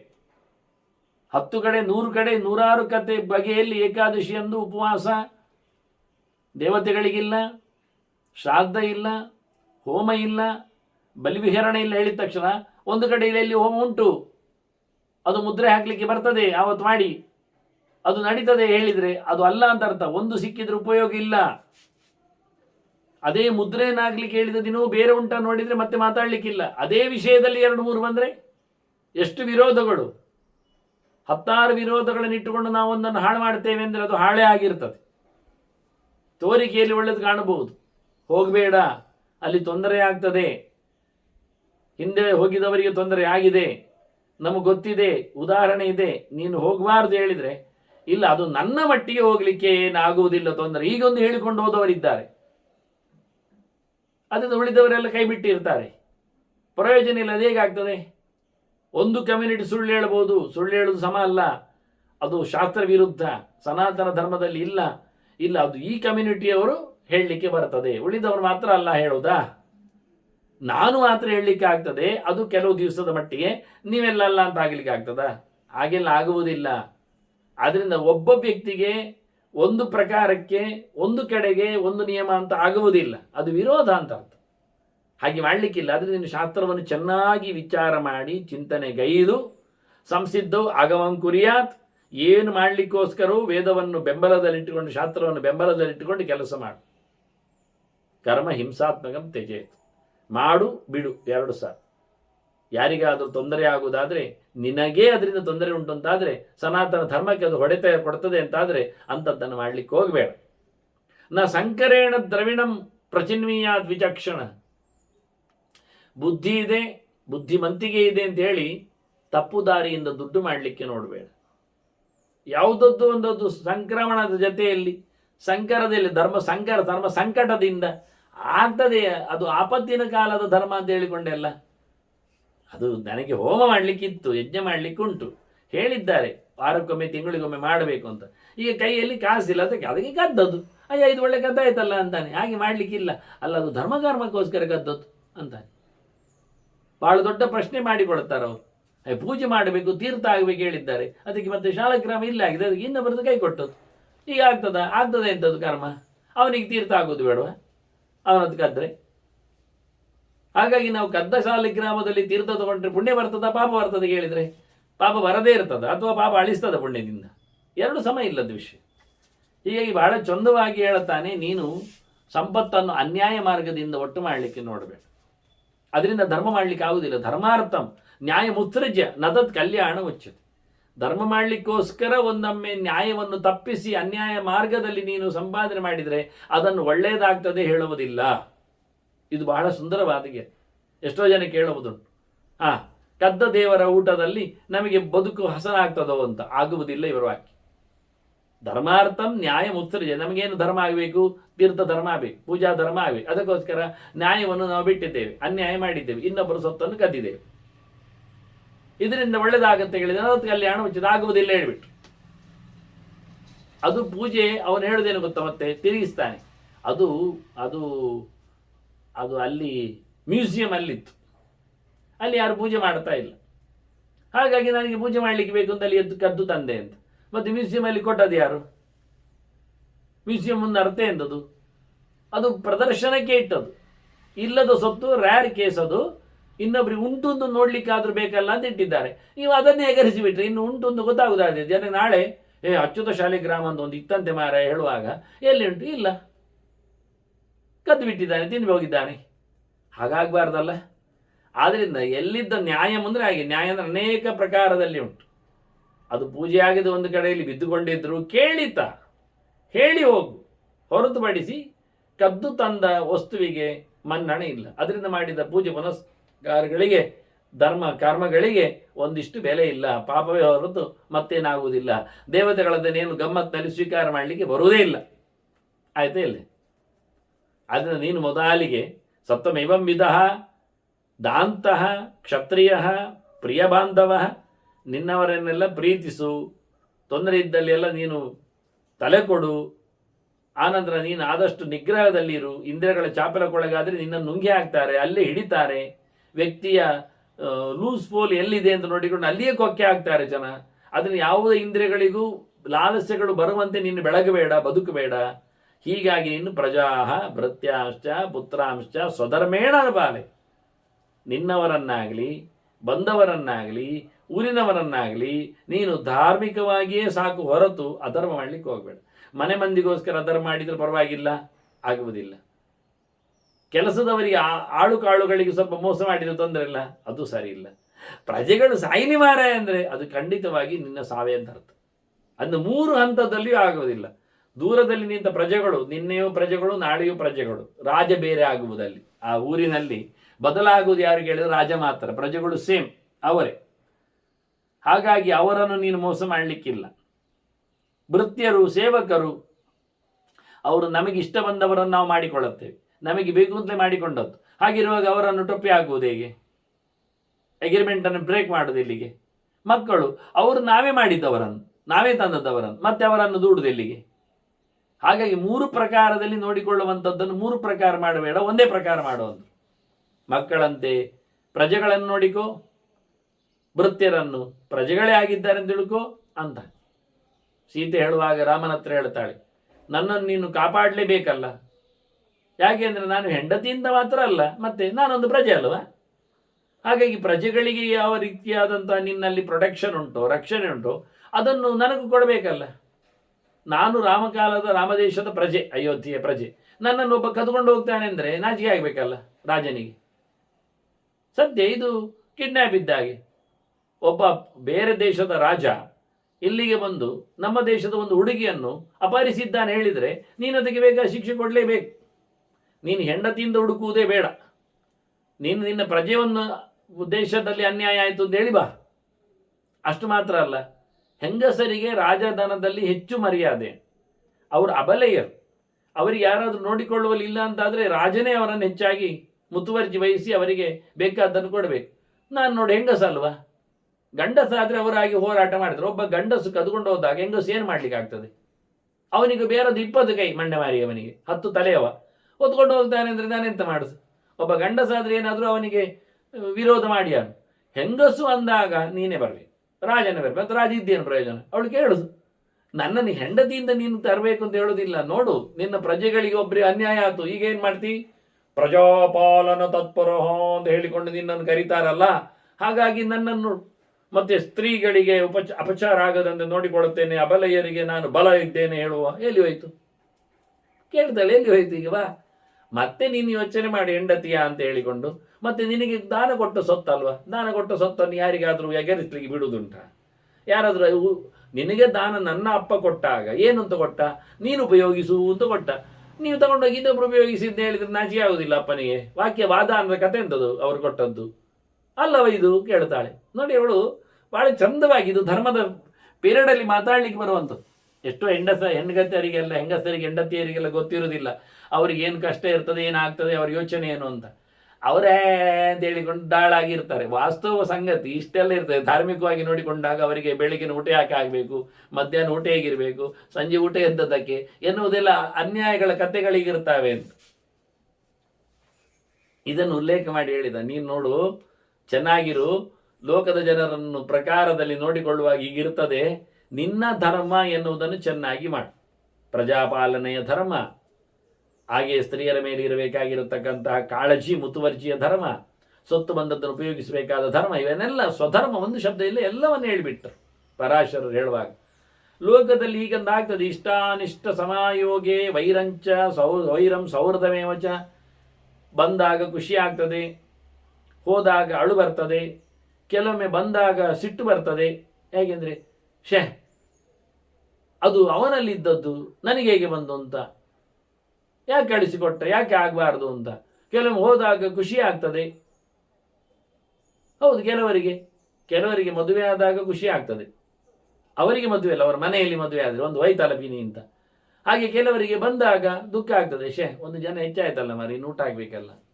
ಹುಟ್ಟಿದಾಗ ಅಳುವವರಿದ್ದಾರೆ, ಕೆಲವರು ಸತ್ತಾಗ ಕೂಗುವವರಿದ್ದಾರೆ, ಕೆಲವರು ಸತ್ತಾಗ ಖುಷಿ ಪಡುವವರಿದ್ದಾರೆ. ಚಂದ ಮಾಡಿ ಕುಡಿದು ಬಂದು ಕುಣಿದು ಬಿಡ್ತಾರೆ. ಒಂದು ಹೋಯ್ತಲ್ಲ ಮಾರ್ರೆ ಪಿಶಾಚಿ ಅಂತ ಹೇಳಿ. ಹುಟ್ಟಿದಾಗ ಅಳಬೇಕು ನಿಜವಾಗಿ, ಸತ್ತಾಗ ಖುಷಿ ಪಡಬೇಕು ಅಂತ ಹೇಳ್ತಾರೆ. ಅದಕ್ಕೋಸ್ಕರ ಅವರು ಒಂದು ಶಾರ ಆಗೋದು ಕಮ್ಮಿ ಆಯ್ತಲ್ಲ ಮನೆಯಲ್ಲಿ, ಅವರ ಪಾಲು ನಮಗೆ ಸಿಕ್ಕಿತ್ತಲ್ಲ. ಹುಟ್ಟಿದಾಗ ಒಂದು ಪಾಲಕ್ಕೆ ಜಾಸ್ತಿ ಆಯ್ತಲ್ಲ ಮಾರೆ, ಒಂದು ಹೆಚ್ಚು ಕೊಡಬೇಕಾಗತ್ತಲ್ಲ. ಹೀಗಾಗಿ ಇಷ್ಟಾನಿಷ್ಟಗಳು ಏನು ಗೊತ್ತಿಲ್ಲ ಕೆಲವರಿಗೆ. ಬಂದದ್ದು ಹೋದದ್ದು ಒಳ್ಳೆದೋ ಕೆಡುಕೋ ಏನು ಗೊತ್ತು. ಹೀಗಾಗಿ ಏನಾಗ್ತದೆ, ಸೃಷ್ಟಿಯ ಪ್ರಪಂಚ ಹೆಚ್ಚಾಗ್ತದೆ, ಹುಟ್ಟುವುದು ಜಾಸ್ತಿ ಆಗ್ತದೆ. ಅಥವಾ ಜಾತಿ ಸಹಸ್ರಾಣಿ ಬಹುನಿ ಪರಿವರ್ತದೆ, ಮತ್ತೆ ಹುಟ್ಟಿ ಬರ್ತಾನೆ, ಮತ್ತೆ ಸಾಯ್ತಾನೆ, ಮತ್ತೆ ಯಾಕೆ ಇಷ್ಟವನ್ನು ಬೇಕು ಅಂತ ಅಪ್ಪಿಕೊಂಡ, ಇನ್ನಷ್ಟು ಬಾಕಿ ಆಯಿತು, ಇನ್ನೊಂದು ಜನ್ಮದಲ್ಲಿ ತೆರೆಯನ್ನು ನೋಡಿದ. ಅನಿಷ್ಟಗಳು ಜಾಸ್ತಿ ಆಯಿತು, ಒದ್ದಾಡಲಿಕ್ಕೆ ಬೇರೆ ಪಟ್ಟ, ಇನ್ನೊಂದು ಕಡೆಯಲ್ಲಿ ಓಡ್ಲಿಕ್ಕೆ ಹೋದ, ಅಲ್ಲಿಂದ ತಪ್ಪಿಸಿಕೊಂಡು ಮತ್ತೊಮ್ಮೆ ಹುಟ್ಟಿ ಬಂದ. ಹೀಗಾಗಿ ಏನು ಬಂದರೂ ಅದನ್ನು ಅನುಭವಿಸ್ತೇನೆ ಹಿಡಿಕೊಂಡು ತಬ್ಬಿಕೊಂಡ್ರೆ ಇನ್ನೊಂದು ಹುಟ್ಟಾದರೂ ಕಮ್ಮಿ ಆಗ್ತದೆ, ಸೃಷ್ಟಿಗೆ ಬರುವುದು ನಿಲ್ತದೆ. ಚಕ್ರದಲ್ಲಿ ತಪ್ಪಿಸ್ಲಿಕ್ಕೆ ಆಗ್ತದೆ. ಇಲ್ಲಿ ತಪ್ಪಿಸಿಕೊಂಡರೆ ಹುಟ್ಟು ಚಕ್ರವನ್ನು ತಪ್ಪಿಸ್ಲಿಕ್ಕೆ ಆಗುವುದಿಲ್ಲ. ಇಲ್ಲಿ ತಪ್ಪಿಸಿಕೊಳ್ಳದಿದ್ದರೆ ಮತ್ತೆ ಹುಟ್ಟಿ ಬರುವುದು ಕಮ್ಮಿ ಆಗ್ತದೆ. ಏನು ಬರಲಿ, ಸಂಕಟ ಬಂದಾಗ ದೇವರ ದಮ್ಮಯ್ಯ ಹೊಡೆದೆ ಅದು ಪೋಸ್ಟ್ಪೋನ್ ಆಗ್ತದೆ. ಸಂಕಟ ಅದು ಪ್ರಾರಬ್ಧ ಮಾಡಿಕೊಂಡು ಬಂದ ಅನ್ಯಾಯಕ್ಕೆ ಹಾಗೆ ಉಳಿತದೆ. ಮತ್ತೊಂದು ಜನ್ಮದಲ್ಲಿ ಪೆಟ್ಟು ತಿನ್ಬೇಕಾಗ್ತದೆ.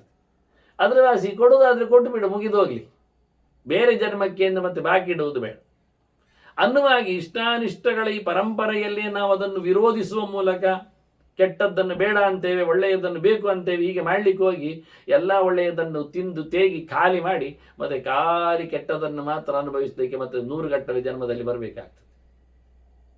ಇದು ತಿರುಗ್ತದೆ ಅಂತ. ಕರ್ಮತಂತ್ರ ಅಂದರೆ ಹೀಗೆ ಆಗುವುದೇ ಇಲ್ಲ ಅಂತಾನೆ, ಸರಿ ಹೇಳಿ ಅಂತಾನೆ. ಎಂಥದ್ದು ನಿರ್ಗುಣೋಪಿ ದುರ್ಬುದ್ಧಿ ಆತ್ಮನಃ ಸೋತಿರುಚ್ಯತೆ. ಎಂಥ ಕ್ವಾಲಿಟಿ ಇಲ್ಲ ಅವನಲ್ಲಿ. ಗುಣದೋಷಗಳು ಗೊತ್ತಲ್ಲ ನನಗೆ, ಒಳ್ಳೆಯದು ಏನು ಕೆಟ್ಟದ್ದು ಏನು ಅಂತ. ಎಂಥದ್ದು ಒಳ್ಳೆಯದಿಲ್ಲ, ಬುದ್ಧಿಯೂ ಸಮ ಇಲ್ಲ.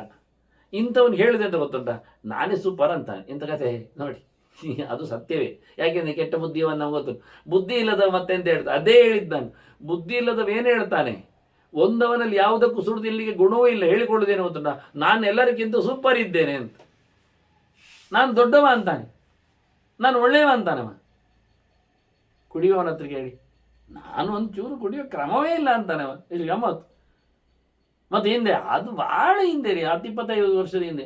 ಹುಟ್ಟಿ ಎಷ್ಟಾಯಿತು? ಹುಟ್ಟಿ 16 ವರ್ಷ, ಮತ್ತು 20 ವರ್ಷ ಹಿಂದೆ ಎಂತ ಆಗೋದು. ಅದು ಹೊಟ್ಟೆಯಲ್ಲಿದ್ದಾಗಲೇ ಕುಡಿಲಿಲ್ಲ ಅಂತಾನೆ. ಎಂತ ಪುಣ್ಯಾತ್ಮ ನೋಡಿ. ನಾನು ಅಮ್ಮನ ಹೊಟ್ಟೆಯಲ್ಲಿದ್ದಾಗಲೇ ಕುಡಿಲಿಲ್ಲ ಅಂತ. ಅಲ್ಲ, 4 ವರ್ಷ ಹಿಂದೆ ಹೊಟ್ಟೆಯಲ್ಲಿ ಇರೋದಕ್ಕೆ ಆಗ್ತದೆ? 16 ಹುಡುಗ ಕೇಳಿದಾಗ ಹೇಳಿದ್ದು, 20 ವರ್ಷ ಮೊದಲೇ ಬಿಟ್ಟಿದ್ದಾನಂತೆ. ಎಲ್ಲಿ ಬಿಡುದು, ಏನು ಬಿಡುದು ಹೇಳಲಿಕ್ಕೆ? ನೀ ಡಾಳಾಗಿ ಹೇಳಿಕೊಂಡು ತಿರುಗ್ತಾರೆ ಅಂತಾನೆ. ಸುಡು ತಿನ್ನಲಿಕ್ಕೆ ಒಂದು ಬುದ್ಧಿ ಇಲ್ಲ, ಒಂದು ಗುಣ ಇಲ್ಲ. ಆದರೂ ಮನುಷ್ಯ ಮಾತ್ರ ಹೇಳಿಕೊಳ್ಳಿಕ್ಕೆ ಏನು ಕಮ್ಮಿ ಇಲ್ಲ. ಯಾಕೆ? ಕತ್ತೆ ಆಗಿ ವರ್ಷ ಆಗಿರ್ತವೆ ನೀ ಮತ್ತೆ ಅಂತ ಹೇಳು. ಬೆಳೆದಿದ್ದೇನೆ ಹೇಳ್ತಾರೆ. ಬೆಳೆದಿದ್ದ ಕತ್ತೆ ಬೆಳೆಯುವುದಿಲ್ಲ ಊರಿನಲ್ಲಿ. ಸಿಕ್ಕಾಬಟ್ಟೆ ಬೀದಿನದ್ದು ಮೆತ್ತಿಕೊಂಡು ಒಂದು ಬೆಳೀತದೆ, ಒಂದು ಗೊರಿತದೆ. ಏನು ಗಮ್ಮತ್ತು, ಬಿದ್ದುಕೊಂಡಲ್ಲಿ ನಿದ್ದೆ ಮಾಡ್ತದೆ ಬೇರೆ. ಅದಕ್ಕೇನು ರಾಜಧಾನಿಯ ಕಟ್ಟೆಯೂ ಆಗ್ತದೆ, ಹೋಗಿ ಮಲಗಿ ಇರ್ತದೆ. ಬೆಳಿಗ್ಗೆ ಎದ್ದಾಗ ಯಾರು ಕೇಳಿದರೆ ನಾನು ಮಹಾರಾಜ ಅಂತದೆ. ಮತ್ತು ಉಳಿದವರು ನನ್ನ ಅಡಿಯಾಳುಗಳು ಅಂತಾರೆ. ನೋಡಿ, ಉಳಿದವರು ಕತ್ತೆ ಗೊತ್ತು ಅವುಗಳಿಗೆ. ಹಾಗೆ ಗಮ್ಮತ್ತು ಇರ್ತದೆ. ಎಲ್ಲಿ ಬೇಕಾದಲ್ಲಿ ಬಿದ್ದುಕೊಳ್ತದೆ. ಬೆಳಗ್ಗೆ ಬಂದಾಗ ಪೂಜೆಯವರಿಗೆ ದರ್ಶನಕ್ಕೆ ದೇವಸ್ಥಾನದ ಅಂಗಳದಲ್ಲಿ ಬಿದ್ದುಕೊಂಡಿರ್ತದೆ. ರಾಜಕಾರಣಿಗಳ ಮನೆ ಎದುರು ಬರ್ತದೆ, ಬೀದಿಯಲ್ಲಿ ಸಿಗ್ತದೆ. ಹಾಗೆ ಕಥೆ ಆಯಿತು ಅಂತ ನೀವ ಹೇಳಿಕೊಳ್ಳುತ್ತಾನೆ. ಆದ್ದರಿಂದ ಮನುಷ್ಯೇಶು ಮಹಾರಾಜ ಧರ್ಮಾಧರ್ಮೋ ಪ್ರವರ್ತತಃ. ಮನುಷ್ಯರಲ್ಲಿ ನಿಜವಾಗಿ ಧರ್ಮ ಅಧರ್ಮ ಇರುವುದು, ಪುಣ್ಯ ಪಾಪ ಇರುವುದು, ಒಳ್ಳೆದು ಕೆಡುಕು ಇರುವುದು, ಒಳ್ಳೆದು ಹಾಳಿ ಇರುವುದು, ಎಲ್ಲ ಮಾಡು ಬಿಡು ಇರುವುದು ಎಲ್ಲ ಎಲ್ಲಿ? ಮನುಷ್ಯರಲ್ಲಿ ಮತ್ತು ಉಳಿದವರಲ್ಲಿ. ನತತ ಅನ್ಯೇಶು ಭೂತೇಶು ಮನುಷ್ಯ ರಹಿತೇಶು. ಮನುಷ್ಯರಲ್ಲದರಲ್ಲಿ ಧರ್ಮಾಧರ್ಮದ ಪ್ರಶ್ನೆ ಇಲ್ಲ. ನಾಯಿ ನಿಂತು ಹುಚ್ಚೊಯ್ತದೆ ಹೇಳಿದರೆ ನಾವು ನಿಂತು ಹುಚ್ಚೊಯ್ಯುದ? ನಾಯಿಗೆ ಇಲ್ಲರಿ ಲೆಕ್ಕ ಧರ್ಮಾಧರ್ಮದ್ದು. ಅದಕ್ಕೆ ಸಂಸ್ಕಾರ ಉಂಟು. ಅದು ಕಳೆದ ಜನ್ಮದಲ್ಲಿ ಒಬ್ಬ ಬ್ರಾಹ್ಮಣ ಆಗಿರ್ಬೋದು ಮಾರಿ, ಈಗ ನಾಯಿ ಅಲ್ಲ. ಜನ ಹೇಳುವ ಕತೆ ನೋಡಿ, ಎಂತ ಮಾಡ್ಲಿಕ್ಕೆ ಆಗ್ತದೆ? ಉಳಿದವರನ್ನು ತೋರಿಸಿ ಮಾತಾಡ್ತಾರೆ. ಎಷ್ಟು ಸ್ಪಷ್ಟ ಹೇಳ್ತಾರೆ, ಮನುಷ್ಯೇಶು ನ ಚಾನ್ಯೇಶು ಧರ್ಮಾಧರ್ಮವು ಪ್ರವರ್ತ ಅಂತಾರೆ. ಮನುಷ್ಯರಿಗೆ ಬಿಟ್ಟು ಇನ್ಯಾರಿಗೂ ಮಾಡು ಬಿಡು ಇಲ್ಲ, ಧರ್ಮಾಧರ್ಮ ಇಲ್ಲ, ಪುಣ್ಯ ಪಾಪದ ಕಥೆ ಇಲ್ಲ. ಇದರ ಬಗ್ಗೆ ಪರಾಶರಲ್ಲಿ ಹೇಳಿದ್ದಾದ್ರು ಮಹಾಭಾರತ ಮತ್ತೊಂದು ಕಡೆ ಮಾತು ಬಂದಾಗ ಹೇಳ್ತಾರೆ, ಅವುಗಳ ಸೂಕ್ಷ್ಮ ನಮಗೆ ಅರ್ಥ ಆಗುವುದಿಲ್ಲ ಅಂತ. ಮರಮಟ್ಟುಗಳು ಮನುಷ್ಯರಲ್ಲ. ಧರ್ಮಾಧರ್ಮ ಎಲ್ಲುವ ಕೇಳಿದರೆ ಇರ್ತದೆ. ಪ್ರಾಣಿಗಳಲ್ಲಿ ದನಗಳು ಹಾಲು ಕೊಡ್ತಾವೆ, ಬೇಕಾದಾಗ ಕೇಳಿದಾಗ ಹೆಚ್ಚು ಕೊಡುತ್ತದೆ, ಕೆಲವೊಮ್ಮೆ ಕೊಡುವುದಿಲ್ಲ.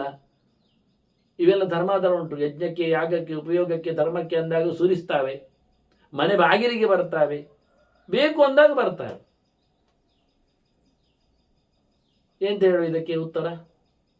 ಅರ್ಥ ಆಗುವುದಿಲ್ಲ ನಮಗೆ. ಆದ್ದರಿಂದ ಅವುಗಳು ಪುಣ್ಯ ಪಾಪಗಳನ್ನು ಅನೂಹ್ಯವಾಗಿ ಅವುಗಳ ಲೆಕ್ಕಾಚಾರದಲ್ಲಿ ಮಾಡ್ತವೆ, ನಮಗೆ ಗೊತ್ತಿಲ್ಲ. ಆದರೆ ಸ್ಟೇಟಸ್ ಇರುವುದು ಎಲ್ಲಿಗೆ, ಸ್ಟೇಟ್ಮೆಂಟ್ ಇರುವುದು ಎಲ್ಲಿಗೆ? ಮನುಷ್ಯರಿಗೆ. ಮಾಡಿಬಿಡು, ಸತ್ಯ ಹೇಳು. ಪ್ರಾಣಿ ಹತ್ರ ಹೇಳುದು ಸತ್ಯ ಹೇಳು ಅಂತ. ಅದೇಂತ ಹೇಳ್ತದೆ? ಅದೇ ಮೇಲೆ ಒಂದು ಕೇಳುದಾ, ಇವತ್ತು ಮಳೆ ಬರ್ತದೆ ಕೇಳಿದ್ರೆ ಬಾಲ ಅಲ್ಲಾಡಿಸದೆ, ಹೌದಂತದ್ದು ಹೇಳ್ತದೆ. ಎಂತ ಹೇಳ್ತದೆ ಕರ್ಮ? ಅದು ಬಾಲದಲ್ಲಿ ಎಂಥದ್ದು ನೊಣಕೂತಿ ಅಲ್ಲಾಡಿಸಿತ್ತು, ನೀನು ಕೇಳುವಾಗಲೇ ಅಂತ. ಮತ್ತು ನೀನು ಕೆಲವೊಮ್ಮೆ ಹೇಳ್ತಿದ್ದಿ, ಈಗ ಮಂಡೆ ಅಲ್ಲಾಡಿಸಿ ಕೇಳಿದರೆ ನೀನು ಅಲ್ಲಾಡಿಸ್ಬೇಕು ಅಂತ ಹೇಳಿಕೊಟ್ಟಿರ್ತೀವಿ, ಹೊಡೆದು ಬಡಿದು ಅದಕ್ಕೆ ಬಿಸ್ಕೆಟ್ ಹಾಕಿ ಎಲ್ಲ. ಪ್ರಯೋಜನ ಇಲ್ಲ ಅಂತಾನೆ. ಮನುಷ್ಯರಲ್ಲದ ಪ್ರಾಣಿ ಪ್ರಪಂಚದಲ್ಲಿ, ಮರಮಟ್ಟುಗಳಲ್ಲಿ ಕಲಿಲಿಕ್ಕಿಲ್ಲ, ಧರ್ಮಾಧರ್ಮದ ಪ್ರಶ್ನೆ ಇಲ್ಲ. ಅದನ್ನು ಎಳಿಬೇಡಿ. ಯಜ್ಞೋಪಯೋಗಿಯಾಗಿ ಒಂದು ಮರವನ್ನು ಕಡಿದು ತಂದಿದ್ದೇನೆ, ಅದಕ್ಕೆ ಪುಣ್ಯ ಬಂತೆಲ್ಲ ಹೇಳಿಗೋ, ಅದು ನೀನು ಕಡ್ದೆ ನೀನು ಉಪಯೋಗಿಸಿ, ನಿನಗೆ ಬಂತೆಲ್ಲ ಲೆಕ್ಕ ಹಾಕಬೇಕಾರೆ ಅದು ಹೇಳಿಕೊಳ್ಳಿದ್ದೇನು. ಕೇಳಿಕೊಳ್ಳಿಕ್ಕೆ ಉಂಟು. ಕೇಶವಾರ್ಥಂ ಲೋನಾಮಿತ್ತಂ ಅಂತ ನಾವು ತುಳಸಿ ಹತ್ರ ಹೋಗಿ ಮಾತಾಡ್ತೇವೆ. ಈಗಂತೂ ತುಳಸಿಯ ದೊಡ್ಡ ಹಬ್ಬಗಳೇ ನಡೆದವೆ.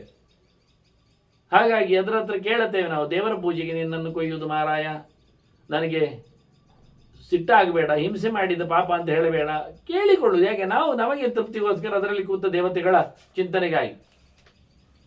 ಆ ರೀತಿಯಲ್ಲಿ ಧರ್ಮಾಧರ್ಮದ ವ್ಯವಸ್ಥೆಯಲ್ಲಿ ನಾವು ನಡಗಬೇಕು, ಕುಣಿಬೇಕು, ಇರಬೇಕು.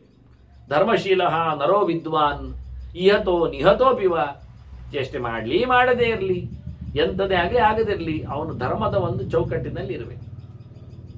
ಅದಕ್ಕಾಗಿ ದೇವರನ್ನು ನಂಬಿರಬೇಕು. ಅವನು ಆತ್ಮಭೂತಃ ಸದಾ ಲೋಕೆ ಚರೇತ್.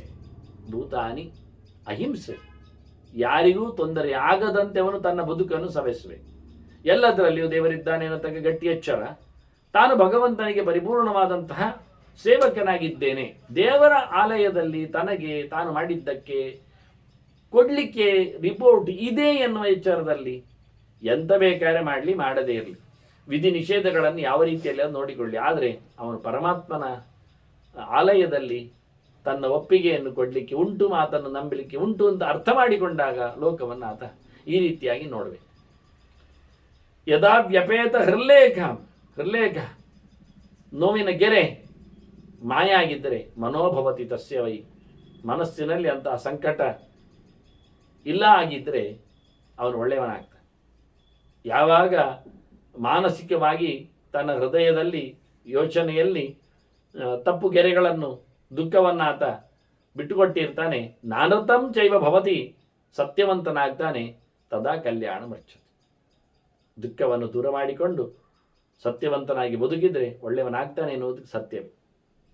ಪ್ರಾಯೇಣ ಜಿಗ್ರಸ್ತಸ್ಯ ಮಮತ್ತನ್ನಾಮ ಜಾಯತೆ.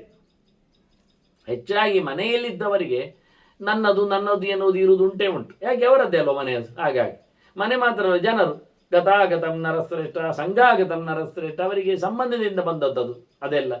ಯಾವುದೆಲ್ಲ ಕೇಳಿದರೆ ಬಾಬೈ ರಾಜಸ ತಾಮಸೈ, ಕೆಲವೊಮ್ಮೆ ಸಿಟ್ಟು ಬರ್ತದೆ, ಕೆಲವೊಮ್ಮೆ ಕೋಪವು ಹೇಳ್ತದೆ, ಕೆಲವೊಮ್ಮೆ ಬೇಡ ಕಾಣ್ತದೆ, ಎಲ್ಲವೂ ಬೇಕು ಅನಿಸ್ತದೆ.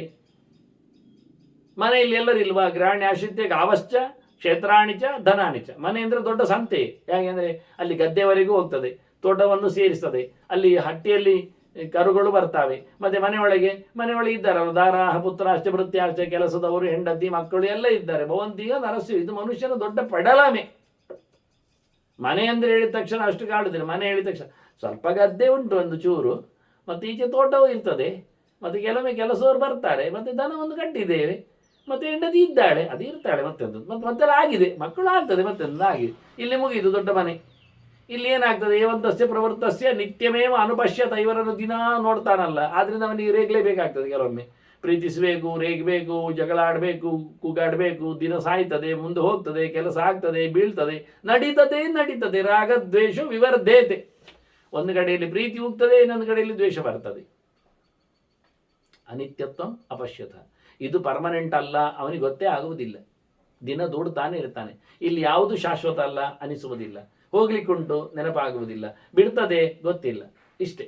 ಉಂಟಲ್ಲ ಇಟ್ಕೊಳ್ತಾನೆ. ಈಗ ಏನಾಗ್ತದೆ, ರಾಗದ್ವೇಷಾಭಿಭೂತಂಚ ನರಂ ದ್ರವ್ಯವಶಾನುಗಂ. ಇವರನ್ನು ಸಾಕಲಿಕ್ಕೆ ದುಡ್ಡು ಮಾಡುವುದು, ಪ್ರೀತಿಸ್ಲಿಕ್ಕೆ ದುಡ್ಡು ಬೇಕು, ದ್ವೇಷಿಸ್ಲಿಕ್ಕೆ ದುಡ್ಡು ಖರ್ಚು ಮಾಡಬೇಕು. ನೋಡಿ, ಹೊಡಿಲಿಕ್ಕೆ ಹೇಳಲಿಕ್ಕೂ ದುಡ್ಡು ಕೊಡಬೇಕು, ಪ್ರೀತಿ ಬಾ ಅಂತ ಹೇಳಿದ್ರು ದುಡ್ಡು ಕೊಡಬೇಕು. ಹೀಗಾಗಿ ದುಡ್ಡಿನಿಂದಾಗಿ ಮೋಹಜಾತ ರತಿರ್ನಾಮ ಸಮುಪೈತಿ ನರಾಧಿಪ. ಅವನಿಗೊಂದು ಆಸೆ ಎನ್ನುವುದು ಗಟ್ಟಿಯಾಗಿ ಬಿಡುತ್ತದೆ. ಆಸೆ ಅದು ಹೋಗುವುದೇ ಇಲ್ಲ. ತನ್ನನ್ನು ಯಾವತ್ತು ನೋಡಿದ್ರು ಗಮ್ಮತ್ತಿದ್ದಾನೆ ತಿಳ್ಕೊಳ್ತಾನೆ. ಕೃತಾರ್ಥಂ ಭೋಗಿನಮ್ಮತ್ವ ಸರ್ವೋ ರತಿಪರಾಯಣ. ಖುಷಿಯಲ್ಲಿ ತೇಲ್ತಾನೆ, ಗಮ್ಮತ್ತಾಗಿ ತಿಳ್ಕೊಳ್ತಾನೆ, ಮತ್ತೇನು ವಿಷಯ ಆಗೋದಿಲ್ಲ ಅವನಿಗೆ. ಲಾಭಂ ಗ್ರಾಮ್ಯ ಸುಖ ಧನ್ಯಂ ರತಿತೋ ನಾನು ಪಶ್ಯತಿ. ಇದಕ್ಕಿಂತ ಮಿಗಿಲಾದ ಸಂಗತಿಯಲ್ಲೇ ಹೇಳಿಕೊಂಡು ಊರಿನ ವಾರ್ತೆಯಲ್ಲಿಯೇ, ಮನೆಯ ಕೆಲಸದಲ್ಲಿಯೇ, ಇವರ ಜತೆಯಲ್ಲಿಯೇ ಗಮ್ಮತ್ತು ಮಾಡ್ತಾ ಇರ್ತಾನೆ ಹೊರತು ಇದರಿಂದ ಮುಂದಕ್ಕೆ ಹೋಗುವುದಿಲ್ಲ. ಯಾವ